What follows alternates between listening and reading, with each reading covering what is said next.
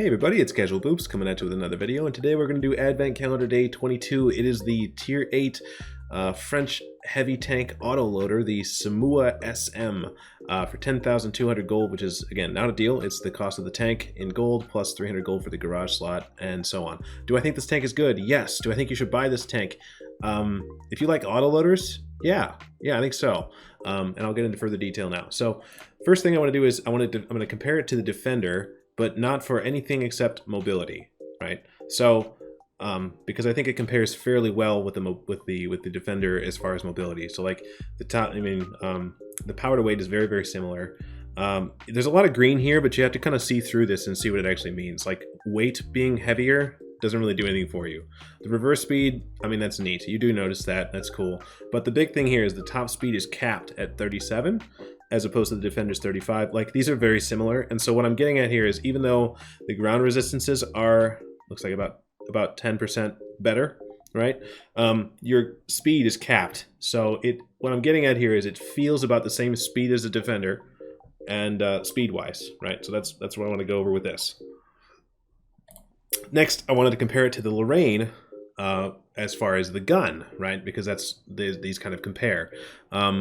So the biggest difference here is the drum reload is almost exactly the same, right? So between your clips, you're waiting about 35 seconds for both, except the big difference here is that the Lorraine gets 4 rounds in the mag, and the Somua gets 5. So you get a whole extra shot, excuse me, just for no actual cost.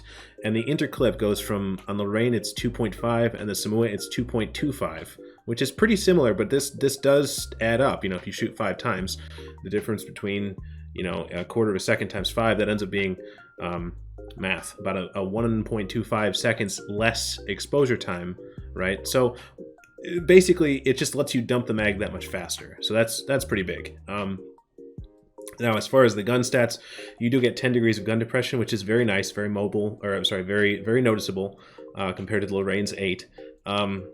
Otherwise, you know, your aim time is better, but still kind of slow. Dispersion's not as good, but again, you're not going to be sniping with this. You're meant to be up front, kind of supporting heavies.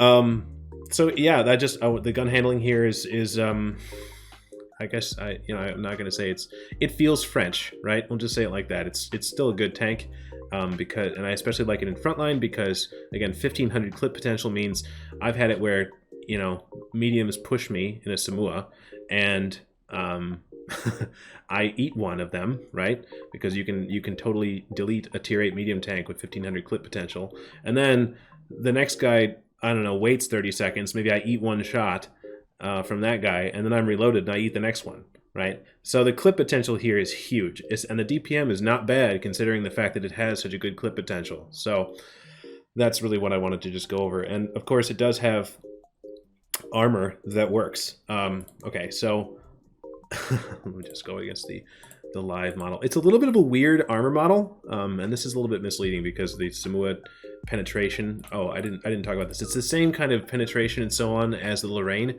which is the French 232, which is very good. So this is doesn't look as impressive as it would if it was playing, you know, something like let's just say just like a standard, I don't know, Carnarvon Action X, right? If that's shooting at it, it's deceptively bouncy, right? There's all kinds of weird little angles, and the hull is actually okay. The big part is you have a cupola, and it's also these cheeks are the weak spots, right? 130 millimeters is not very good. So it's kind of a weird thing. Like, you have really good gun depression, but you also don't really want to, and then your hull gets really good, but you don't really want to expose too much of your turret. It plays a lot like a 50B. If you guys have a 50B, this plays a lot like that, except a little bit slower. Where, like, the armor layout is funny. Like, the hull is good, but the turret is bad. So it basically, I like to just pretend I don't have armor, because that's the safest way to do this. But what I'm trying to get at here is in Frontline, where it's mostly tier 8 tanks that are shooting at you, the armor can work surprisingly well. So yeah, I would say that's the rundown. It's about as fast as a Defender. It's got about the same gun as the Lorraine, except an extra round in the mag. And yeah, I think if you like autoloaders, this is a good tank. makes pretty good money, and it's good in Frontline. So if you don't like autoloaders or you don't like tanks that are kind of on the slower side, then this is not the tank for you. So I will say it's a little bit like you need to plan accordingly, right? You don't want to run in, you want to make sure that you choose your engagements, right? If you're going to go in and try to engage some tanks that are like, maybe there's 2 of them and there's more hit points between the 2 of them than you have clip potential, like one's 1,000 hit points and one's 600 hit points, you probably should not take that fight because you can't kill both of those guys, right? So you really have to make sure that you either have friends or you pick your engagements in such a way that you can win.